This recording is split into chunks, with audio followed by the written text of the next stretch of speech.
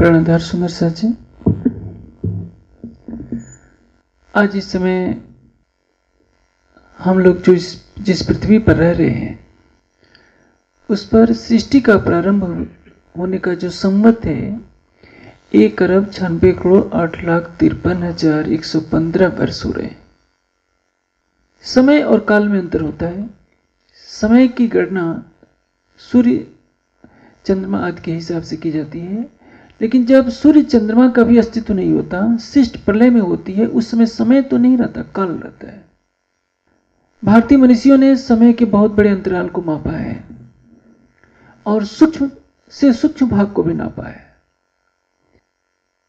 इस अनंत सृष्टि में जो हमारी पृथ्वी की सृष्टि है उसकी उम्र 1,96,08,53,115 वर्ष है। सारी सृष्टि की उम्र जहां तक मनुष्य की बुद्धि पहुंची है 13.6 खरब वर्ष है। हमारा जीवन एक बहुत छोटी सी अवधि है, इस भौतिक शरीर की अवधि। आत्मा का जीवन तो अनंत है, जीव का जीवन अनंत है, लेकिन जो हमें छोटे से इस शरीर की उम्र मिलती है उसमें हर वर्ष हम अपना जन्मदिन मनाते हैं। उसी तरह से हम 9 वर्ष भी मनाने का प्रयास करते हैं अपनी अपनी मान्यता के अनुसार। अभी प्रसंग चल रहा था कि 9 वर्ष के रूप में आज हम क्या करते हैं। कहने को तो हम स्वतंत्र हैं, लेकिन शारीरिक रूप से स्वतंत्र हैं, मानसिक रूप से आज भी हम परतंत्रता की बेड़ियों में इतने जकड़े हुए हैं कि हम अपनी राष्ट्रभाषा, अपनी वेशभूषा, अपनी संस्कृत को घृणा करना अपना गौरव समझते हैं। कई बार जब मैं ट्रेन में मैंने देखा है, सेकंड एसी में जो व्यक्ति बैठता है वो इतना रोब दाब दिखाता है, सीट पर बैठते ही अंग्रेजी बोलना शुरू करेगा, जहां कोई मतलब भी नहीं होगा, किसी को डांटेगा, किसी को ऐसा रूप दिखाएगा। लेकिन उसी व्यक्ति को मैंने आधे घंटे के बाद देखा है, या तो पंजाबी बोलना शुरू करेगा या गुजराती बोलना शुरू करेगा, अपनी प्रांतीय भाषा में आ जाएगा। कहने का ऐसे क्या है, अंग्रेजी बोलना बड़पन का प्रतीक माना जाता है। इतिहास के पन्नों पर हम नजर उल्टे तो हमें मालूम चले होगा कि जब भारत स्वतंत्र हुआ था उस समय पंडित विजय लक्ष्मी पंडित को रूस भेजा गया था और उन्होंने जाकर अपना राजदूत बनाकर अपना परिचय जब अंग्रेजी में दिया, वहां के शासक शायद चर्चिल होंगे, चर्चिल या स्टालिन में कोई होगा, इतनी नाराज हुए कि उन्होंने वापस लौटा दिया, यह कहकर क्या तुम अंग्रेज इंग्लैंड से आई हो या भारत से आई हो? भारत की कोई अपनी भाषा नहीं है जो तुम अपना परिचय अंग्रेजी में दे रहे हो। फिर राधा कृष्णन को राजदूत बनाकर भेजा गया, तब उन्होंने बात करना स्वीकार किया। कहा जाता है अंग्रेजी विश्व की भाषा है, जबकि इसके बोलने वाले दुनिया में 6वें नंबर पर या 7वें नंबर पर आते हैं। दुनिया में सबसे अधिक बोलने वाली भाषा में एक तो ऐसी भाषा है जो चीन, जापान वगैरह कुछ देशों में बोली जाती है, दूसरे नंबर पर हिंदी भाषा है। लेकिन आज हिंदी बोलना अपमान का परिचायक है। एक भारतीय अपनी ही भाषा से घृणा करे, जिस वैदिक संस्कृत से दुनिया की सारी भाषाएं बनी, जिस संस्कृत से भारत की सारी, चाहे उत्तर भारत की भाषाएं हो चाहे दक्षिण भारत की भाषाएं हो, तमिल, मलयालम, कन्नड़ सभी प्राकृत से बनी है और प्राकृत भाषा संस्कृत से बनी है। इसी प्राकृत भाषा के प्रभंश से, पाली भाषा के प्रभंश से उत्तर भारत की भाषाएं, ये बंगला, ये नेपाली, पंजाबी, मारवाड़ी, हिंदी, सारी भाषाएं निकली हैं। आज उस भाषा को डेड लैंग्वेज, मरी हुई भाषा कहा जा रहा है। एक भारतीय अपनी वेशभूषा से घृणा करता है, अंग्रेज की वेशभूषा को पहन करके गौरवान्वित समझता है। उसको यह मालूम नहीं, अभी 9 वर्ष के उपलक्ष्य में आज न जाने देश में कितने कार्यक्रम हो रहे होंगे। यदि मैकाले का जीव इस सृष्टि में कहीं भ्रमण कर रहा होगा तो हंस रहा होगा भारतीयों की नादानी को। मैकाले ही नहीं, जॉर्ज पंचम का भी जीव यदि हंस रहा होगा, यदि इस सृष्टि में होगा, तो वो भी भारतीयों की मूर्खता पर आज हंस रहा होगा। भारत का जब राष्ट्रगान गाया जाता है तो सारी मिलिट्री गाती है, राष्ट्रपति प्रधानमंत्री खड़े होते हैं, 1.25 अरब की जनसंख्या इस गौरव के साथ जिस राष्ट्रगान का गायन करता है, वह समझता ही नहीं कि इसका अर्थ क्या है। राष्ट्रगान की पहली पंक्ति है, जनगण मन अधिनायक जय हे भारत भाग्य विधाता। इसका अर्थ क्या है, किसी ने कभी सोचा है? जनगण मन अधिनायक जय हे। जब जॉर्ज पंचम भारत में आया था तो उसकी स्तुति में रविंद्रनाथ टैगोर ने इस गान की रचना की थी, और इसका अर्थ क्या होता है? हे जॉर्ज पंचम, आप सभी भारतवासियों के स्वामी हो, भारत भाग्य विधाता। इतने बड़े बड़े साहित्यकार हैं, क्या किसी के हृदय में पीड़ा नहीं होती? भारत का भाग्य विधाता कौन है? आप कह सकते हैं कि ये तो परमात्मा भारत का भाग्य विधाता है, लेकिन परमात्मा के लिए किसी भी ग्रंथ में जय है नहीं लिखा जाता। गाहे तो जय गाथा एक पंक्ति आती है। परमात्मा किसका विजय करेगा? जब देश ही उसका बनाया हुआ है तो भारत को जीतने की आकांक्षा क्यों रखेगा? जनगण मन अधिनायक जय हे भारत भाग्य विधाता। पंजाब सिंध गुजरात मराठा द्राविड़ उत्कल बंगा, विंध्य हिमाचल जमुना गंगा, उच्छल जलधि तरंगा, गाहे तो जय गाथा। जय है। ये विजय भारत का प्रशस्त गान है या भारत की करुण पुकार है कि तुमने मुझे आज भी गुलामी की जंजीरों में जकड़े रखा है? क्या इस देश में ऐसा कोई मनीषी नहीं कि जो दूसरा राष्ट्रगान लेकर के यह कहे कि यह राष्ट्रगान बंद होना चाहिए? क्योंकि हम गुलाम हैं। एक भूल जो गुलामी के दिनों में दोहराई गई, आज भी उसको हम दोहराने के लिए मजबूर हैं। हम मानसिक रूप से इतने गुलाम हैं कि हम अपनी ही भाषा से घृणा करते हैं, अपनी ही संस्कृति से घृणा करते हैं। जहां आप किसी ऑफिस में चले जाइए धोती पहनकर, कहेंगे कि कितना कोई अनपढ़ आ गया है। चाहे आपने कितने भी विश्वविद्यालयों से डॉक्टरेट क्यों न कर रखा हो, विदेशी वेशभूषा में चाहे कुछ भी न पढ़ा हो, 2-4 अंग्रेजी के टूटे फूटे शब्द आते हैं तो उसको पढ़ा लिखा माना जाता है। यह देश का दुर्भाग्य है।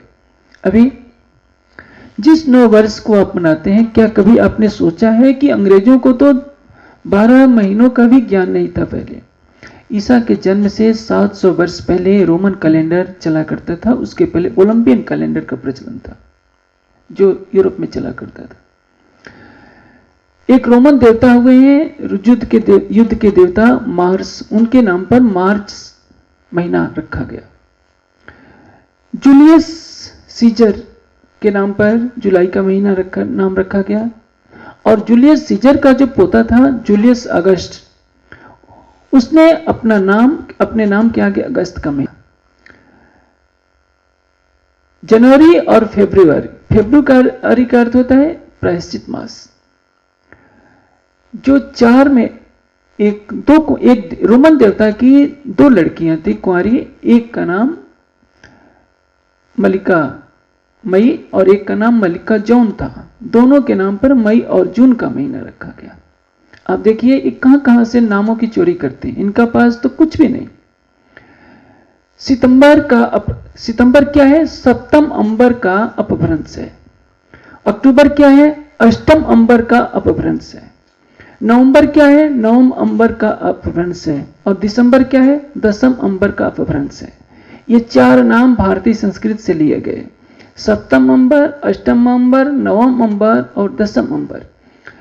दिसंबर को हम 12वां महीना मानते हैं, और गलती क्या हुई कि जनवरी और फरवरी को जो 11वां 12वां महीना जोड़ना चाहिए, उनको पहला और दूसरा महीना जोड़ दिया गया। फ्रांस के राजा ने देखा कि फ्रांस के राजा ने यह प्रचलित किया कि जनवरी और फरवरी को पहला और दूसरा महीना जोड़ा जाए। लेकिन इसके पहले क्या होता था? 1 अप्रैल को पहला दिन, अप्रैल से वर्ष की शुरुआत मानी जाती थी। लेकिन राजा ने जो निर्णय कर दिया उसके खिलाफ प्रजा कौन करे? उसने निर्देश कर दिया कि जो 1 अप्रैल को पहला दिन मानेगा उसको मूर्ख घोषित कर दिया जाएगा। आज भी भारत में 1 अप्रैल को फूल डे के रूप में मनाया जाता है। आप सोचिए मूर्ख कौन है? 1 जनवरी को पहला दिन मनाने वाले मूर्ख हैं या 1 अप्रैल को? गलती किसकी है?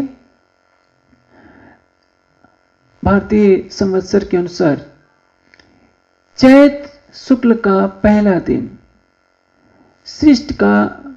सृष्टि की गणना का पहला दिन माना जाता है, जो पृथ्वी सृष्टि से है।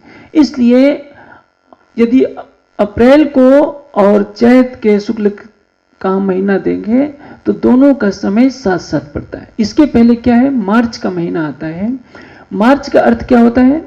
गमन आगमन, यानी 1 वर्ष बीतने वाला है और 1 वर्ष आने वाला है। चाहे उत्तरी गोलार्ध हो चाहे दक्षिणी गोलार्ध। जैसे उत्तरी गोलार्ध में इस समय जाड़ा है तो ऑस्ट्रेलिया में इसमें गर्मी है, और इधर जब गर्मी पड़ेगी तो ऑस्ट्रेलिया में शीत ऋतु का मौसम होगा।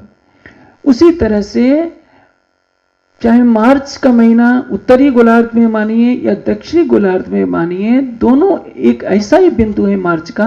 अप्रैल से नए वर्ष का प्रारंभ होता है।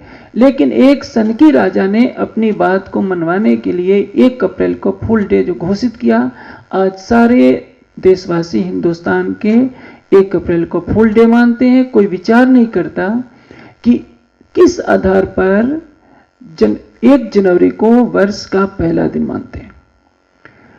सबसे बड़ी बात, रात्रि का ये समय है। दिन का प्रारंभ कब होता है? जब ब्रह्म मुहूर्त होता है, लालिमा पूर्व दिशा में छा जाती है, तब तो कहते हैं कि दिन का प्रारंभ है। अंग्रेजों ने जो नियम लागू कर दिया कि आधी रात के बाद दिन का प्रारंभ मान लेना, ये किसी भी तरह से तर्क से, प्रमाण से या शास्त्रीय दृष्टांत से उचित नहीं है। लेकिन हम 1000 सालों की गुलामी झेलते झेलते इसके अभ्यस्त हो चुके हैं। हमने स्वतंत्रता में रहना सीखा ही नहीं। एक तोते को लंबे समय तक पिंजड़े में रख दिया जाए, उसको दरवाजा खोला जाए कि अरे भाई भाग जा, लेकिन उसके पंख तो उड़ना जानते ही नहीं। उसको बाहर निकाला जाएगा तो फिर छिप करके उसी में पिंजड़े में घुस जाएगा। हमने भी सीखा है कि नहीं, गुलामी हमारे रोम रोम में बस चुकी है। हम अपनी बुद्धि का प्रयोग नहीं करना चाहते। आज पूरे देश में 9 वर्ष मनाया जाएगा। ये दुर्भाग्य की बात है। किसी पूछिए कि भारतीय संवत्सर के अनुसार 9 वर्ष कब होगा? मुझे लगता है 1.25 अरब की जनसंख्या में 1 अरब लोगों को यह भी नहीं मालूम कि 9 वर्ष संवत्सर भारतीय संस्कृत के अनुसार कब होता है। और दुर्भाग्य हमारा भी है, सारे सुंदर सत का दुर्भाग्य है कि जो नया साल का पहला दिन है, यानी चैत शुक्ल का पहला दिन, प्रतिपदा शुक्ल पक्ष का, उसी दिन हरिद्वार में श्री जी को विद्या अभिनंद बुद्ध निष्कलंक स्वरूप में सभी आचार्यों ने स्वीकार किया। लेकिन आज क्या हम भी जानते हैं? मुझे सब बड़ी पीड़ा तब होती है आज की नई पीढ़ी जो कन्वेंट कल्चर से इतनी जुड़ चुकी है, उससे पूछिए 15 कह दीजिए कि 15 कलम लाओ, वो पूछेगा कि 15 क्या होता है। आप कहिए कि 15 तो बता देगा कि हाँ 15। जिस देश की पीढ़ी अपनी लिपि को नहीं जानती, एक सामान्य अंक की गणना नहीं कर सकती, आप उससे देश के नव निर्माण की आशा क्या कर सकते? इससे बड़ा दुर्भाग्य और कुछ नहीं होगा। जात पंचम हंस रहा होगा कि मैं शरीर से तो नहीं हूं, लेकिन भारत को आज भी मैं गुलाम बनाया हूं कि मेरी स्तुति में गाया हुआ गीत आज भारत का राष्ट्रगीत है। मैकाले भी आज सोच रहा होगा कि ये कितने महामूर्ख ठहरे भारतवासी। हमने इनको ऐसी जाल में रचा है कि जब तक ये सूरज रहेगा तब तक शायद इनमें गुलामी की प्रवृत्ति बनी रहेगी। हम कहते हैं कि हम स्वतंत्र हैं। मैं कभी नहीं कहता कि हम स्वतंत्र हैं। यदि हम स्वतंत्र हो गए होते तो हम अपनी अस्मिता को पहचानते। क्या हमने कभी सोचा है, मनु के उस कथन को पढ़ा है, एतद् देश प्रसूतस्य सकसात अग्र जन्मना स्वसम चरित्रम शिक्षेरन पृथिव्याम सर्वमानवा। आज भारतवासी विदेश में शिक्षा ग्रहण करने के लिए जाते हैं। कैम्ब्रिज का नाम है और विश्व में चिकागो यूनिवर्सिटी का नाम है, सबका नाम है, लेकिन विश्व में विश्वविद्यालय की जो संस्कृत है वो तो भारत की है। जब नालंदा और तक्षशिला विक्रमशिला के भी विश्वविद्यालय नहीं थे, उस समय इस देश में भारद्वाज ऋषि का आश्रम था, दुर्वासा ऋषि का आश्रम था। एक एक ऋषि का आश्रम ही विश्वविद्यालय का रूप हुआ करता था, जहां हजारों विद्यार्थी विद्या ग्रहण किया करते थे।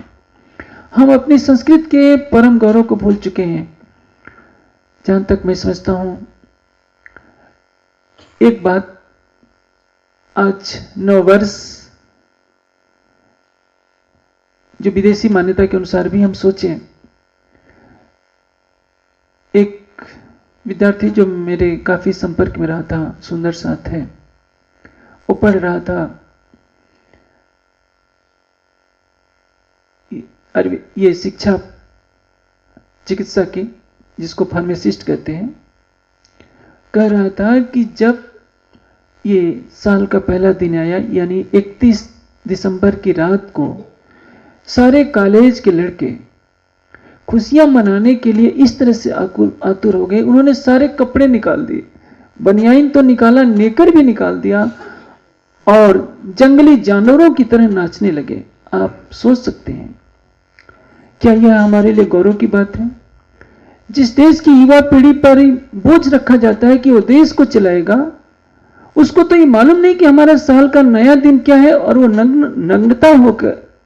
नग्नता के द्वारा अपनी खुशी का प्रदर्शन कर रहा है। आज न जाने पूरे देश में कितने कार्यक्रम के आयोजक भी नहीं मालूम हो, उनको भी नहीं मालूम है कि हमें किस तरह से ये नववर्ष मनाना चाहिए। साल के जो हमारी भारतीय संस्कृति का जो मूल चीज है, आप देखेंगे फसलें कटती हैं, नववर्ष का शुभागमन होता है अप्रैल के महीने में, जब चाहे पंजाब हो, चाहे किसी भी देश तो क्या पूरे विश्व को ले लीजिए, उसमें ऋतु परिवर्तन होता है, एक खुशी की घड़ी होती है। और आज 31 दिसंबर की भयानक ठंड में कौन सी खुशी है? मैं ये पूछना चाहता हूं। बाहर निकलिए तो लगता है कि हड्डियां गल जाएंगी। ये खुशी का कोई पर्व नहीं है। चाहे आप देखेंगे, चाहे शिक्षा सत्र की बात लीजिए या आर्थिक दृष्टि लीजिए, सारे कार्यक्रम आज भी अप्रैल से ही शुरू किए जाते हैं, लेकिन हमारे ऊपर हावी है वही चीज। मैं किसी भी वर्ष ये नववर्ष नहीं मनाता, क्योंकि लोग कहीं ना कहीं जाकर के मस्ती करते हैं, और यहाँ तो संख्या वैसे भी कम होती है, क्योंकि यहाँ नाच गाना होने नहीं है, कोई व्यंजन खिलाए नहीं जाना है। इसलिए सोचते हैं लोग कि वहां जाएं जहां अच्छे अच्छे खाने को मिले, नाचने कूदने को मिले। ज्ञानपीठ में तो कभी भी संभव नहीं हो पाएगा। मैं यही चाहता हूं कि अगले साल से जो कार्यक्रम बनाया जाए केवल एक दिन के लिए होगा। 1 जनवरी को वो दिन के समय होगा, रात्रि को कोई भी कार्यक्रम नहीं होगा, ताकि सब लोग अधिक से अधिक आ जाएं। और 9 वर्ष के उपलक्ष्य में नहीं होगा, केवल इस उपलक्ष्य में कि कोई धार्मिक कार्यक्रम हो, लोगों को संदेश दिया जा सके। 9 वर्ष अंग्रेजी महीने का ये ज्ञानपीठ कभी न मनाया है, न मनाएगा। केवल लोगों को भटकाव से रोकने के लिए एक धार्मिक कार्यक्रम का आयोजन कर दिया जाता है। मैं एक बात विशेष कहना चाहूंगा। आप जन्मदिन मनाते हैं, जन्मदिन मनाने का उद्देश्य क्या है? नववर्ष मनाते हैं, उसका उद्देश्य क्या है? कोई खुशी का अवसर होता है, उसको भी मनाते हैं। कोई मर गया होता है, उसकी भी स्मृति के लिए कुछ कार्यक्रम करते हैं कि हमारे पूर्वज अमुक तिथि को मरे थे, हम कुछ कार्यक्रम करते हैं, खिलाते पिलाते हैं। इसका उद्देश्य क्या है? हम शिक्षा ग्रहण करें कि समय का चक्र इतना शक्तिशाली होता है कि संसार की किसी वस्तु को स्थिर नहीं रहने देता। वेद का एक मंत्र है, व्रतेन दीक्षाम आपनोति। व्रत से दीक्षा को प्राप्त होता है प्राणी, दीक्षा से दक्षिणा, दक्षिणा से श्रद्धा, और वेद कहता है श्रद्धया सत्यम अप्यते। श्रद्धा से सत्य को प्राप्त होता है। व्रत किसको कहते हैं? किसी की उम्र 40 वर्ष की हो गई, किसी की उम्र 50 साल की हो गई, किसी की उम्र 70 साल की हो गई, तो वो अपना जन्मदिन मनाता है। उस भोले मानव को यह पता नहीं है कि तेरी उम्र में से तो इतने वर्ष कम हो गए। वो विदेशी संस्कृति की आज भी नकल करता है। बड़े बड़े नेता, बड़े बड़े अधिकारी कितना पागलपन दिखाते हैं। केक बनाते हैं, उसको चाकू से काटते हैं, जैसे विदेशों में मांस काटा जाता है। फिर और मोमबत्ती जलाकर उसे बुझाते हैं। जब बुझाना ही था तो जलाया क्यों? ज्ञान के दीपक जलाए जाते हैं इस भावना से कि ताकि संसार में ज्ञान की ज्योति चलती रहे। हमारी संस्कृत का उद्घोष है तमसो मा ज्योतिर्गमय, अज्ञानता के अंधकार से शाश्वत प्रकाश की तरफ चले। दीपक को बुझाना तो एक अपराध होता है। जिसने दीपक को बुझा दिया फिर वो संसार में उजाला क्या करेगा? इस तरह के जन्मदिन मनाना और फिर चिल्लाते हैं। दुर्भाग्य है हमारे धार्मिक स्थानों पर भी आज उसी की नकल की जा रही है। हमारे धार्मिक स्थानों पर भी केक काटे जा रहे हैं, गुब्बारे छोड़े जा रहे हैं और सारे लोग अच्छे लोग नाचते हैं। महात्मा जन भी नाचते हैं, खुशियां मनाते हैं। मुझे आश्चर्य होता है जिस देश का सन्यासी ही इतना भटक गया हो उस देश का अस्तित्व क्या होगा? देश में 80 लाख महात्मा हैं और 80 लाख में मैं समझता हूं 75 लाख में अनपढ़ों की फौज है। जो 5 लाख हैं उनमें भी किसी के अंदर भारतीयता का, अपने वास्तविकता का संस्कार है। जब अक्षरधाम मंदिर का उद्घाटन हुआ था, संयोग से मेरी भी नजर उस दिन टीवी के पर्दे पर थी। उद्घाटन का पहला वाक्य लाल कृष्ण आडवाणी खड़े थे, अक्षरधाम मंदिर के सन्यासी ने अंग्रेजी में बोला। मैं शर्म से सिर नीचा कर लिया कि क्या इस व्यक्ति को हिंदी नहीं आती, संस्कृत नहीं आती, ये गुजराती नहीं आती? गुजराती में तो बोल सकता था, चलो गुजराती नहीं बोल सकता था, हिंदी में तो राष्ट्रभाषा का अपमान तो नहीं करना चाहिए। एक धार्मिक संस्था का उद्घाटन और एक सन्यासी करे और वो भी अंग्रेजी में बोले, जबकि भारत के प्रधानमंत्री अभी मनमोहन सिंह जब गए थे यूनान में तो वहां के राष्ट्रपति या प्रधानमंत्री काशी में अध्ययन कर चुके थे और उनके स्वागत का पहला वाक्य उन्होंने बोला, यमन देशे भवतः स्वागतम अस्तु। यानी इस यमन देश में भारत के आप प्रधानमंत्री मनमोहन सिंह का स्वागत है और भारत का प्रधानमंत्री हिंदी नहीं बोल सकता। कितना दुर्भाग्य है। एक विदेशी संस्कृत बोलता है और एक भारत के प्रधानमंत्री को हिंदी नहीं आती, क्योंकि हिंदी किसकी भाषा है? अनपढ़ों की। अंग्रेजी किसकी भाषा है? पढ़े लिखों की। यह देश का दुर्भाग्य है। मैं अंग्रेजी से घृणा नहीं करता। आप 10 भाषाएं विशेषज्ञता, 10 भाषाओं में विशेषज्ञता प्राप्त कर लीजिए, अच्छी जानकारी कर लीजिए, अच्छी बात है, लेकिन अपनी भाषा को तो घृणा न कीजिए। पश्चिम बंगाल में अंग्रेजों के जमाने में एक बहुत ही मनीषी हुए हैं, शायद उनका नाम सर आशुतोष मुखर्जी शायद था या ऐसे ही कुछ नाम था, पूरी तरह से स्पष्ट नहीं हो रहा है। एक बार वो अपने न्यायालय में बैठे हुए थे, एक बुढ़िया लाठी टेकते टेकते आती है। कोई उसको आने नहीं दे रहा था, फिर उसने पर्ची भिजवाई कि उनसे कह दो मैं आई हूं, अपना नाम लिख करके भिजवा दे। उसको तो आता भी नहीं था, किसी और से हाथ जोड़ करके उसने कहा, क्योंकि उस बुढ़िया के कपड़े फटे हुए थे, रूप रंग एक नौकरानी का ही था। आप देखेंगे जज का स्थान, न्यायाधीश का स्थान इतना बड़ा होता है कि उसके सामने बड़ा से बड़ा मिनिस्टर भी खड़ा हो तो उस छोटा बन करके खड़ा होना पड़ता है और न्याय करने वाले का आसन सबसे ऊंचा होता है। लेकिन उस काली कलुटी बुढ़िया को देखकर, जिसके कपड़े फटे हुए थे, न्यायाधीश महोदय नीचे उतरे और उसके चरणों में साष्टांग लेट गए और उसको माता कहकर बोला। सबने पूछा, सब लोग हक्के बक्के रह गए। बाद में न्यायाधीश महोदय ने कहा कि ये मेरी धाय माँ है, जब मेरी माँ नहीं थी इन्होंने बचपन में मुझे दूध पिलाया था। संगी माँ भी नहीं है। धाय माँ के स्वागत में वो न्यायाधीश, हाई कोर्ट का न्यायाधीश, सबसे बड़ा न्यायाधीश चरणों में लेट जाता है भरे न्यायालय में। आप सोचिए, ये संस्कार है भारतीयता के। और हम हर माता का सम्मान करें, लेकिन हमारी माँ यदि काली कलूटी हो, फटे कपड़े वाली हो, तो क्या उसको दुत्कार कर भगा दे? आप दूसरी भाषाओं का सम्मान करते हैं तो अपनी भाषा से इतनी घृणा क्यों? मैंने बहुत से लोगों को देखा है जो बहुत गर्व से कहते हैं मुझे हिंदी नहीं आती, उत्तर भारत में पैदा हुआ व्यक्ति यदि गर्व से कहता है कि मुझे हिंदी नहीं आती, पता है कि वो इस देश में पैदा नहीं हुआ। संसार में ऐसा कोई देश नहीं जहां के लोग अपनी भाषा का इतना अपमान करते हों, जहां के लोग अपनी वेशभूषा का इतना अपमान करते हों। एक भारतीय है जो 1000 साल की गुलामी झेलने के बाद गर्व से कहते हैं हमारी वेशभूषा सबसे घृणित है। आप कितने भी पढ़े लिखे हों, धोती पहनकर ऑफिस में जाएंगे तो आपको बाहर निकाल दिया जाएगा। साड़ी पहन करके भी जाने पर कई चीजें समस्याएं झेलनी पड़ती हैं।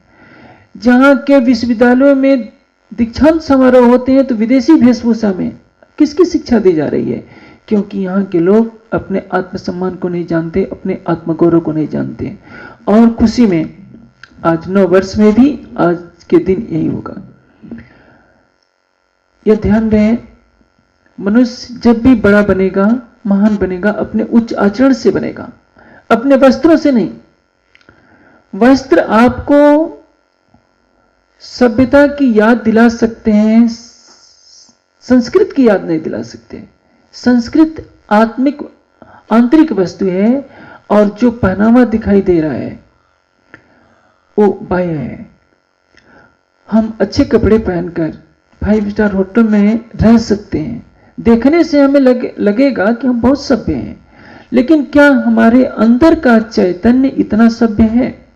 यदि हम भोजन में वही मांस खाते हैं, पेय के रूप में शराब पीते हैं, दूसरों का धन हरण करते हैं, तो कैसे हम मानव कहला सकते हैं? नहीं। जरूर जब राक्षसों का चित्र बनाया जाता है तो उनके भयंकर भयंकर चेहरे दिखाए जाते हैं, सिर में सिंह दिखाई जाता है। आज के दानों के सिर में सिंह तो नहीं, लेकिन प्रवृत्ति वही है। यह ध्यान रखना चाहिए कि यदि हमें 9 वर्ष मनाना ही है तो हम अपने अतीत के गौरव को स्मरण करें, जहां शेष जैसे महर्षि पैदा हुआ करते थे, जो एक शब्द की 1000 प्रकार से व्याख्या कर सकते थे, इसलिए उनका नाम शेष रखा गया। विकृत के रूप में उनको शेष नाग कह दिया गया कि उनके 1000 मुख हैं। वास्तव में उनके 1000 मुख नहीं है, 1000 प्रकार से व्याख्या करने की सामर्थ्य थी। आज तो हमें डिक्शनरी के शब्दों को रटना पड़ता है। जिस देश में 14 शब्दों में व्याकरण को बांधने वाले पाणिनि का जन्म हुआ, जिस देश में उपमा अलंकार के सम्राट कालिदास का जन्म हुआ, जिस देश में मर्यादा पुरुषोत्तम राम का जन्म हुआ, जिस देश में योगेश्वर श्री कृष्ण का जन्म हुआ, सृष्टि के प्रारंभ में उत्पन्न होकर जो भगवान शिव समाधि में तल्लीन हो गए उस परम तत्व की खोज में, आज उस देश की नई पीढ़ी अपने इन महापुरुषों को नाम तक नहीं जानती। आज युवा पीढ़ी से पूछिए, पाणिनि का नाम उसने सुना है? कहेंगे कि पाणिनि कौन होता है? हो सकता है शायद उसने रामकृष्ण का भी नाम न सुना हो। यदि जिस तरह से प्रवृत्ति बदल रही है उसका परिणाम क्या होगा? आने वाले समय में यदि यही प्रवृत्ति रही तो नई पीढ़ी कहेगी कि पता नहीं राम शब्द कहां से आ गया, कृष्ण शब्द कहां से आ गया। क्योंकि मानसिकता तो यही चल रही है कि न संस्कृत भाषा रहे न भारतीय संस्कृत रहे। आज भारतीय केवल धन के पीछे भागे जा रहे हैं, उनको अपनी संस्कृत से प्रेम नहीं। कोई भी समाज सोने के मानों से महान नहीं माना करता। जिस समय महमूद गजनवी देश पर आक्रमण कर रहा था, उस समय इस देश में न जाने कितने सोने के महल रहे होंगे, उसने लूटा 17 बार। लेकिन इस देश में झोपड़ी में रहने वाला कोई चाणक्य नहीं था जो महमूद गजनवी को बाहर निकालता। किसी भी देश की शोभा ज्ञान से है, उच्च आचरण से है, शालीनता से, ज्ञान से, भक्ति से, विवेक से, वैराग्य से, शील से, संतोष से। यदि हम केवल पतलून पहनकर अपने को गौरवान्वित समझते हैं तो ये गौरव नहीं है, हमारा अपमान है। हम अपने ही हाथों अपनी संस्कृत का गला घोंट रहे हैं। हम अपनी भारत माता का अपमान करके गौरवान्वित हो रहे हैं। वेद में कहा गया है, माता भूमि पुत्रो अहम पृथिव्या। पृथ्वी मेरी माता है और मैं इसका पुत्र हूं। क्या अपनी मातृ सत्ता का अपमान करके आप अपने को बड़ा समझ सकते हैं? कभी नहीं। भारतवासी ये भूल जाए कि यदि वो विदेशी केवल वेशभूषा करके जो बड़ा करने की प्रवृत्ति है, उससे विश्व में कभी भी सम्मानित नहीं हो सकते। एक नवयुवक मिला था, पेरिस का रहने वाला था, जब मैं मसूरी में साधना कर रहा था। 20 साल की उम्र थी, आया था भारत में साधना सीखने के लिए। मेरी कुटिया में आया, कुछ घंटों रहा, मैंने उसे भोजन कराया, फल वगैरह। पूछा, तुम्हें भारत में कैसा लग रहा है? इस पर वो बहुत मुस्कुराने लगा, कहने लगा कि देखिए, मैं तो भारत में आया हूं शांति के लिए। यहां के लोगों को जब अपने देश की तरफ भागते हुए देखता हूं, यूरोप की तरफ, इंग्लैंड की तरफ, तो मुझे आश्चर्य होता है कि ये हिंदुस्तानी पागल हो गए हैं। मैं माता पिता धन दौलत को ठोकर मारकर भारत में शांति के लिए दर दर भटक रहा हूं, और यहाँ के लोग हमारे देश में पैसे के लिए दर दर भटकते हैं, क्योंकि यहाँ के लोगों को अपने ऊपर स्वाभिमान नहीं है। आत्मसम्मान खोकर के मनुष्य कभी भी अग्रणी नहीं बन सकता। आप सपने में भी अहंकार न कीजिए। अभिमानी का सिर नीचा होता है। अभिमान करना पाप है, लेकिन स्वाभिमान अनिवार्य गुण है। स्वाभिमान से रहित व्यक्ति व्यक्ति कहलाने का अधिकारी नहीं होता। अपनी आत्मा के अस्तित्व की तो रक्षा कीजिए, अपनी आत्मा की गरिमा का ख्याल रखिए कि आज आप क्या हैं और आज से पहले क्या थे। आज से 5000 वर्ष पहले आपकी संस्कृति क्या थी। सारा विश्व भारत की तरफ देखता था, आज दुनिया के भ्रष्ट देशों में माना जा रहा है। कभी आपके यहां सारी दुनिया रहने के लिए आती थी, और आज आप भागते हैं विदेशों के पास। अपनी भूल को सुधारने के लिए हमें बहुत कुछ कदम उठाने पड़ेंगे। आज व्यक्ति धर्म पहले हो गया है, पारिवारिक धर्म, सामाजिक धर्म पहले हो गया है, आत्मिक धर्म और राष्ट्र धर्म किनारे हो गया है। कल्पना कीजिए, ये पृथ्वी किससे टिकी हुई है? सत्येन उत्तभित्ता भूमि सूर्ये उत्तभित्ता द्यौः। पृथ्वी सत्य से टिकी हुई है। सत्य रूपी परमात्मा के आश्रय में ये सारी सृष्टि है। हमने परमात्मा को किनारे कर दिया। यदि परमात्मा नहीं तो क्या हमारा अस्तित्व रहेगा? हम भूल जाते हैं कि हमारे जीवन के जो पल हैं उसी सच्चिदानंद परब्रह्म की कृपा से अस्तित्व में है। जिस राष्ट्र में हमने जन्म लिया उस राष्ट्र को हम छोटा समझते हैं। हमें विदेश अच्छा लगता है। आज एक भारतीय अपनी भारतीय अस्मिता की परवाह नहीं करता। उसको कोठी बंगले अच्छे लगते हैं, सुख सुविधाएं अच्छी लगती हैं। विदेश जाकर वो भारत को घृणा के दृष्टि से देखता है। आज जो भारत में रह रहे हैं उनको भी यहाँ की देश की संस्कृति से प्रेम नहीं है। मैं ये नहीं कहता कि दूसरी संस्कृतियों से घृणा कीजिए, दूसरी संस्कृतियों का सम्मान कीजिए, लेकिन अपनी संस्कृति से तो घृणा न कीजिए। दूसरे किसी देश को घृणा की दृष्टि मत देखिए। हमारी संस्कृति का उद्घोष क्या होता है? मित्र से चक्षुषा अहम सर्वाणि भूतानि स्वेच्छे।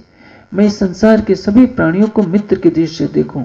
लेकिन जिस देश के अन्न जल से हमारा शरीर पल रहा है उस देश के साथ हमारा कुछ कर्तव्य होता है। इसलिए हमारा पहला धर्म है आत्मधर्म। हमारी आत्मा का उस सर्वशक्तिमान परब्रह्म से क्या संबंध है? दूसरा है राष्ट्र धर्म। राष्ट्र धर्म के बाद हमारा समाज आता है, हमारा परिवार होता है। आज भारतीयों का जीवन किसके लिए है? परिवार के लिए। पति पत्नी के लिए जीता है, पत्नी पति के लिए जीती है, और दोनों मिलकर अपने संगे संबंधी रिश्तेदार और बच्चों के लिए जीते हैं। क्या किसी ने कभी सोचा है यदि सभी इसी तरह से स्वार्थ की आंधी में जलते रहेंगे तो एक दिन इस देश का भविष्य क्या होगा? इस देश में करोड़ों लोग पढ़े लिखे हैं, घर पर रह रहकर अपनी सारी उम्र गंवा देते हैं, लेकिन देश के लिए, देश की संस्कृति रक्षा के लिए कोई गृह का परित्याग नहीं करना चाहता। देश में लाखों मठाधीश आराम से अपने जीवन को बिता रहे हैं। वो भी नहीं चाहते कि हम तप त्याग करके इस देश की गरिमा को सुरक्षित करें। देश में करोड़ों पतियों की संख्या बहुत है, लेकिन करोड़ों पति अपनी जो आर्थिक संपदा है उसको छिपा करके रखते हैं। वो उन गरीबों के लिए नहीं खोलते, उन भोले भाले भटके हुए लोगों के लिए नहीं खोलते जिनके पैरों में चप्पल तक नहीं है, जिनके पास 2 वक्त खाने के लिए 2 रोटी भी उपलब्ध नहीं है। यह धन तो परमात्मा का होता है, लेकिन कोई भी यही नहीं सोच रहा है, जब यह देश नहीं रहेगा, इस देश की संस्कृति नहीं रहेगी, तो क्या रहेगा। आज जिसको हम पाकिस्तान कहते हैं, क्या वो पाकिस्तान वास्तव में है? जिसको अफगानिस्तान कहते हैं, तो वो अफगानिस्तान है? जहां कभी तक्षशिला था, जहां चाणक्य ने शिक्षा ग्रहण की थी, चाणक्य जहां के आचार्य थे, जिस तक्षशिला के आंगन में चंद्रगुप्त का निर्माण हुआ, आज वो तक्षशिला गांधार कहलाया और अफगानिस्तान के अंदर है। जिस लाहौर को लव ने बसाया था, भगवान राम के पुत्र लव का बसाया हुआ लाहौर है, आज वो भारत का वो स्वर्णिम भाग जहां मोहनजोदड़ो हड़प्पा की सभ्यता निकली, सिंधु घाटी की आर्यों की वह सभ्यता आज नामो निशान मिट चुका है। आप कल्पना कीजिए, नागालैंड में जाइए, क्या नागालैंड में संभव है कि आप वेदों का उच्चारण कर सके? क्या आप सोचते हैं मेघालय में, त्रिपुरा में या केरला में कोई महान धार्मिक सम्मेलन आयोजित कर सके जिसमें वेद, उपनिषद, दर्शन या आपकी तारतम वाणी का ही प्रवचन हो सकता है? ये क्यों? क्योंकि हम अपने अतीत के गौरव को भूल चुके हैं। हम इस बात को भूल चुके हैं कि 100 हाथों से बटोरिए, 1000 हाथों से लुटाइए। ज्ञान बांटने के लिए होता है। 9 वर्ष की पूर्व संध्या पर मेरी दृष्टि से नहीं, संसार की दृष्टि से मेरे लिए 9 वर्ष न था, न है और न कभी हो सकेगा। लेकिन जिस देश के लोग 9 वर्ष मना रहे हों, उनके लिए मेरा यही कहना है कि वो अपनी आत्ममंथन करें, वो क्या कर रहे हैं और जो कर रहे हैं उसका परिणाम क्या होगा। उन्होंने ज्ञान का प्रचार नहीं किया। अतीत के पन्नों को यदि हम उल्टें तो जिस समय हिंदुस्तान की जनसंख्या 40 करोड़ थी, 40 करोड़ में पाकिस्तान, बांग्लादेश और वर्तमान भारत सभी आ जाएंगे। उस समय केवल कुछ हजार अंग्रेजों ने भारत को पददलित किए रखा था। आखिर क्यों? कुछ हजार अंग्रेजों के द्वारा करोड़ों व्यक्तियों का शासन क्यों चलाया जा रहा था? क्योंकि यहां के लोगों ने ज्ञान को अपना शत्रु मान लिया था।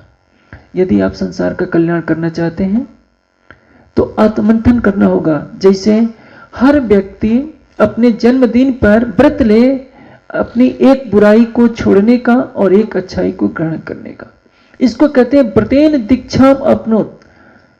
जब कोई ब्रह्मचर्य की दीक्षा लेता है, संन्यास की दीक्षा लेता है, वानप्रस्थ की दीक्षा लेता है, तो उसे कुछ व्रतों का पालन करना पड़ता है कि आपके लिए यह नियम पालन करना अनिवार्य होगा। उसी तरह से जब हम अपना जन्मदिन मनाते हैं, झूठे तन का जन्मदिन, सन्यासी को जन्मदिन मनाने का अधिकार नहीं है, लेकिन आज बड़े बड़े सन्यासियों के भी जन्मदिन मनाए जाते हैं और उनको शुभ आशीष कौन देता है? गृहस्थ। जब आपने अपना घर द्वार छोड़ दिया, अपना नाम बदल दिया, तो फिर आपको अपने जन्मदिन मनाने की क्या हो सकता है? आप चले हैं आत्मा की खोज करने, परमात्मा की खोज करने और शरीर का जन्मदिन मना रहे हैं।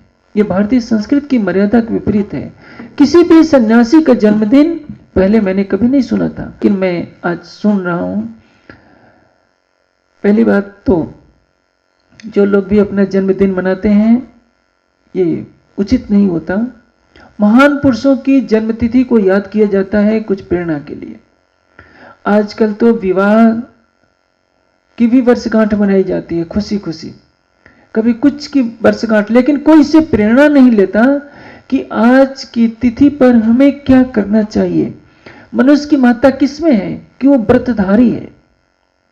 यदि उसने संकल्प कर लिया कि मुझे मांस नहीं खाना है, तो नहीं खाएगा। सिंह ऐसा संकल्प नहीं कर सकता। गाय के सामने, बैल के सामने, कुत्ते के सामने नमकीन रखिए, मिर्च रखिए, सब खा जाएगा, क्योंकि उसमें व्रत का धारण करने का गुण नहीं है। मनुष्य ने संकल्प कर लिया कि नमक नहीं खाना है तो छोड़ देगा। उसने संकल्प किया कि मिर्च नहीं खानी है तो नहीं खाएगा। उसी तरह से आप जिस दिन पर आपके शरीर का जन्म हुआ हो, उस दिन आप व्रत धारण कीजिए कि मैं कभी झूठ नहीं बोलूंगा और मेरे में एक अवगुण है, तो प्रति जन्म तिथि पर अपने एक एक अवगुण का परित्याग करें, तो हमारा जन्मदिन मनाना सार्थक होगा। उसी तरह हम हर साल जो अपने नए वर्ष को तरह तरह से मनाते हैं, खुशियां मनाते हैं, नाचते कूदते हैं। ये जन्मदिन मनाने का तरीका नहीं है। आज के दिन सबको आत्ममंथन करना होगा। 1.25 अरब की जनसंख्या में हमारे देश में कितने भूखों नंगे लोग हैं? 1.25 अरब की जनसंख्या में कितने अनपढ़ हैं? मठ बना दिए, मंदिर बना दिए, आश्रम बना दिए, जहां अच्छी से अच्छी सुविधाएं तो हैं, लेकिन क्या आध्यात्मिक ज्ञान है? उत्तर मिलेगा नहीं। अभी पंजाब हरियाणा के कई किस्से सुनने में आ रहे हैं, कई डेरों की बात आ रही है, जहां प्रतिदिन हजारों व्यक्तियों का भोजन बनता है, जिनके करोड़ों अनुयायी हैं, और वहां भौतिकता ही यदि दिखानी सबसे बड़ी आध्यात्मिकता है, तो घर छोड़कर संन्यास देने की क्या आवश्यकता है? सबसे बड़ी आवश्यकता है हर हृदय को मंदिर बनाइए। हर हृदय का मंदिर बनेगा जब सबके हृदय में परम तत्व, परम धाम का ज्ञान प्रकाशित होगा। हर हृदय के अंदर परब्रह्म की छवि अंकित होगी।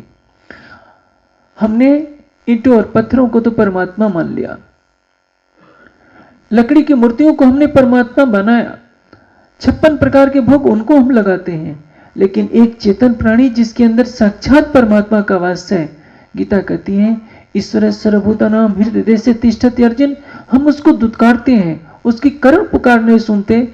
जिस प्राणी के हृदय को परमात्मा अपना धाम कहता है, वो प्राणी भूखा है, नंगा है, किसी तरह के कष्ट से पीड़ित है। यदि मानव समाज को इस तरह से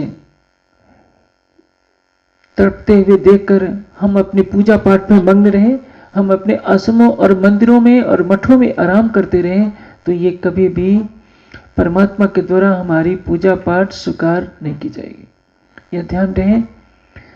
वेद का कथन है केवलागो भवत केवलादि, अकेले खाने वाला पाप खाता है। आप भोजन करने से पहले यह सोचिए कि इस देश में ऐसे भी लोग हैं जिनके पास 2 रोटी नहीं मिलती। मैं एक बार नागालैंड के कार्यक्रम में गया था। जब मैं रेलवे के प्लेटफार्म से निकला तो वहां का दृश्य बहुत भयानक था। शायद दिसंबर का ही महीना रहा होगा। लोग खुले आकाश के नीचे सो रहे थे। मैं सोचा कि ये मनुष्य हैं या जानवर? और लोग तो अपने कमरों में आराम कर रहे हैं, वो भी 2 हाथ 2 पैर वाले मनुष्य हैं। आज भी यही हो रहा होगा। आज तो हम अच्छे कमरे में बंद हैं, हमें ठंडक भी नहीं लग रही है। आप फुटपाथ पर सोने वालों की देखिए, बेचारे रिक्शा चलाने वाले रिक्शे के छाया के नीचे बैठे होंगे, फुटपाथ पर बैठे हुए कैसे अपना गुजारा कर रहे हैं। वो जानवर नहीं है। चंद्रगुप्त के राज्य में एक बार कई वर्ष तक जल नहीं बरसा, प्रजा भूखी रही। चंद्रगुप्त ने भोजन नहीं किया। कई दिनों तक चंद्रगुप्त ने उपवास किया कि जब तक मेरे राज्य में एक भी व्यक्ति भूखा रहेगा, मुझे भोजन करने का अधिकार नहीं है। आज नववर्ष के नाम पर खुशियां मनाने से पहले हमें यह सोचना होगा, हम अपनी संस्कृति की रक्षा के लिए कितने सन्नत हैं। जो गौ को कल तक माता कहते थे, आज वो गाय का मांस खाने लगे हैं। तो यह क्या हमारे लिए गौरव की बात है? जिस देश में मेगास्थनीज आया था और उसको ढूंढने से भी यहां मांसाहारी बहुत कहीं इक्का दुक्का मिलता था। शराब की दुकानें केवल उसने 4 बताई हैं कि दिल्ली की उस समय तो शराब देखने को भी नहीं मिलती थी। जो बहुत समाज का घृणित वर्ग होता था वही कोई मांस खा सकता था। आज गौरव के साथ मांस खाया जाता है। और दुख की बात यह है कि आज हिंदू गाय का मांस खाने में गौरव महसूस करने लगा है। अनपढ़ नहीं, पढ़े लिखे लोग जो 5 स्टार होटलों में रहते हैं, अपने नाम के आगे न जाने क्या क्या उपाधियां डालते हैं, वो भी गोमांस भक्षण कर रहे हैं, शराब पी रहे हैं। यह हमारा सबसे बड़ा दुर्भाग्य है। हम पृथ्वी की पाप की जो कालिमा है इसको धोए। ये चाहे हम अंग्रेजी गणना के अनुसार जन्मदिन मनाएं या भारतीय गणना के अनुसार, हमारा उद्देश्य है सभी प्राणियों को आनंद मिले, सभी प्राणियों के अंदर अध्यात्म की ज्योति जगे। क्योंकि हमारी संस्कृत का यही उद्घोष है, देव शांति, अंतरिक्षम शांति, पृथ्वी शांति, आपः शांति, वनस्पति शांति, औषधि शांति, विश्व देवा शांति, ब्रह्म शांति, सर्वम शांति, शांति एवं शांति, सा शांति मायति। जहां से असंख्य सूर्य निकलते हैं उस देवलोक में शांति हो, सारे अंतरिक्ष में शांति हो, सारी पृथ्वी पर शांति हो। हम नहीं चाहते कि पाकिस्तान जलता रहे, हम नहीं चाहते कि अमेरिका में खून की होली खेली जाए। हम तो यही चाहते हैं कि सारे संसार में ज्ञान की करुणा बहे, ज्ञान की धारा बहे, प्रेम की धारा बहे, सबके हृदय में परम धाम का ज्ञान प्रज्वलित हो। यही हमारा नववर्ष मनाने का प्रयोजन होना चाहिए। लेकिन दुर्भाग्य है, समाज भटका हुआ है, ज्ञान को आज बांटा नहीं जा रहा, ज्ञान को आज छिपाया जा रहा है। जब तक हमारा हृदय दूसरे की करुणा से द्रवित न हो, दूसरे की पीड़ा से द्रवित न हो, तब तक हमारा पूजा पाठ सब कुछ एक मात्र दिखावा है। जब तक हम सबके हृदय में परम धाम का ज्ञान फैला नहीं लेते, सबके हृदय मंदिर में उस प्रीतम की छवि अंकित नहीं कर लेते, तब तक हमारा मंदिर बनाना बेकार है। इन ईंटों और पत्थरों के मंदिरों से समाज का कुछ भला नहीं होगा। भला होगा ज्ञान के मंदिरों से। जगह जगह ज्ञान के केंद्र खोलिए, जगह जगह ऐसे संसाधन विकसित कीजिए कि सबके हृदय में ज्ञान बहे, सबके हृदय में प्रेम की सरता बहे। तब तो हमारा मानव जीवन सार्थक है। तब हम कह सकते हैं, हाँ, हमने अपने राष्ट्र के लिए किया, हमने समाज के लिए किया, मानवता के लिए किया। हम दूसरों को सुंदर साथ कहते हैं, लेकिन उन सुंदर साथ का भी ध्यान नहीं रखते जिनको कितनों को तारतम तक याद नहीं, जिनको ये मालूम भी नहीं कि परम धाम क्या है। फिर ये बड़े बड़े सोने के कलश, बड़े बड़े सोने के सिंहासन क्या करेंगे? क्या अक्षरातीत इन सोने के सिंहासनों पर बैठने के लिए आए हैं, या अक्षरातीत 1-1 लाख के बागे पहनने के लिए आए हैं? अक्षरातीत को कुछ नहीं चाहिए। अक्षरातीत को चाहिए परम धाम की वाणी का प्रकाश। सबके हृदय में ज्ञान हो, सबके हृदय में सत्यता हो, शालीनता हो, प्रेम हो, और इसी में सबका कल्याण है। नववर्ष संसार की मान्यता के अनुसार सबके लिए मंगल हो, मैं यही चाहूंगा। लेकिन मेरी दृष्टि में हमें याद रहे, चैत का पहला दिन शुक्ल पक्ष का वही नववर्ष है। भारतीय संस्कृत के अनुसार या पश्चिमी संस्कृत के अनुसार भी ये तो फ्रांस के राजा है जिसने अपनी सनक को पूरी करने के लिए 1 अप्रैल की जगह 1 जनवरी को साल का पहला दिन घोषित कर दिया है। ऐसे तो संख्या बहुत कम है। मेरी आवाज हो सकता है आजकल इलेक्ट्रॉनिक मीडिया के माध्यम से काफी दूर तक पहुंच सकती है। सबसे मेरी यही भावना रहेगी कि हम पृथ्वी पर अज्ञानता के अंधकार को हटाएं, संकीर्णता से परे उठें। हमारे चिंतन में केवल परिवार ना हो। हम परिवार के ऊपर धनराशि खर्च करते हैं, पानी की तरह पैसा बहाते हैं। शादी विवाह में लोग अपनी नाक ऊंची करने के लिए पानी की तरह पैसा उड़ाते हैं, जैसे उसकी कोई कीमत ना हो। अच्छे अच्छे व्यंजन खाते हैं, भूल जाते हैं किसी देश में कितने भूख से मरने वाले प्राणी भी हैं। इसलिए सारी पृथ्वी को हम अपना परिवार समझें, सारी पृथ्वी के प्राणियों के कल्याण के लिए हमारा जीवन हो। यदि एक वृक्ष स्वयं कभी फल नहीं खाता, नदियां अपने जल को स्वयं नहीं पीती, तो आप तो कहते हो कि हम परम धाम की आत्मा है, लेकिन सारा चिंतन आपको अपने स्वार्थ के लिए क्यों दिखता है? आपको अपना केवल परिवार दिखता है, अपने रिश्ते नाते देखते हैं, अपनी झूठी शान दिखती है। आपको भूखे प्यासे वे बच्चे क्यों नहीं दिखते जो आज जंगलों में पड़े होते हैं? मैंने आदिवासी इलाकों में भी अपना जीवन गुजारा है, देखने के लिए कि कैसा उनका जीवन होता है। उड़ीसा में जाकर देखिए कितने भूख से मर जाते हैं। देश में कितने प्राणी दुखी हैं। दीन दुखियों की पीड़ा का उपहास उड़ाना, इससे बड़ा कोई पाप नहीं है। जहां तक मैं समझता हूं, प्राचीन काल के जो आश्रम हुआ करते थे, ज्ञान के केंद्र हुआ करते थे, भक्ति के केंद्र हुआ करते थे। आज के आश्रम भौतिकता के केंद्र हैं, वहां से ज्ञान नहीं मिलता। मठों और मंदिरों से कुछ भी ज्ञान नहीं मिल रहा है समाज को। देश में लाखों मंदिर हैं, लेकिन उससे समाज को क्या मिल रहा है? इसलिए सबके अंदर एक प्यास होनी चाहिए, सबकी चेतना में एक परम तत्व को देखें।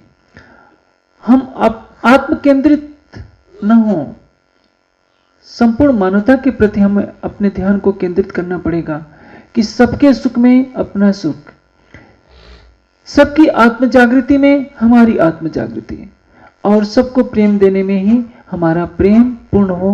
मैं यही शुभकामना के साथ अपने वक्तव्य को पूरा करता हूँ, इस आशा के साथ कि इस अंधकार की निद्रा में सोते हुए देश में एक जागृति की लहर पैदा हो, जिसमें सर्वत्र ज्ञान फैले, प्रेम की सरिता बहे, वर्गवाद, प्रांतवाद, जातिवाद और संकीर्णता की रूढ़ियों को तोड़कर हर प्राणी दूसरे को आत्मिक दृष्टि से देखे, और तब यह कथन पूरा होगा, आत्म सौनी एक दिशे जुजवी ते दिशे दिए तत्र का मोह का सुखा यो एकत्वम अनुपस्थित। हम सब में एक चेतना होगी, तब हमारी दृष्टि में न कोई पंजाबी होगा, न गुजराती होगा, न नेपाली होगा, न यूपी का होगा, न बिहारी होगा, न मद्रासी होगा। आज हम कितनी संकीर्ण विचारों के हैं, ब्राह्मणवाद, क्षत्रियवाद, वैश्यवाद, शूद्रवाद, न जाने कितनी जातियों के लिए लड़ते हैं, अपनी नाक ऊंची करने के लिए तरह तरह के अंधविश्वासों में भटक रहे हैं। ये सारी विकृतियां हैं, ये माया है, और इसको ठोकर मारकर हमें शाश्वत प्रेम, शाश्वत सत्य, शाश्वत ज्ञान की तरफ अपने कदम बढ़ाना होगा। इसी में हमारे जीवन की सच्ची सार्थकता है।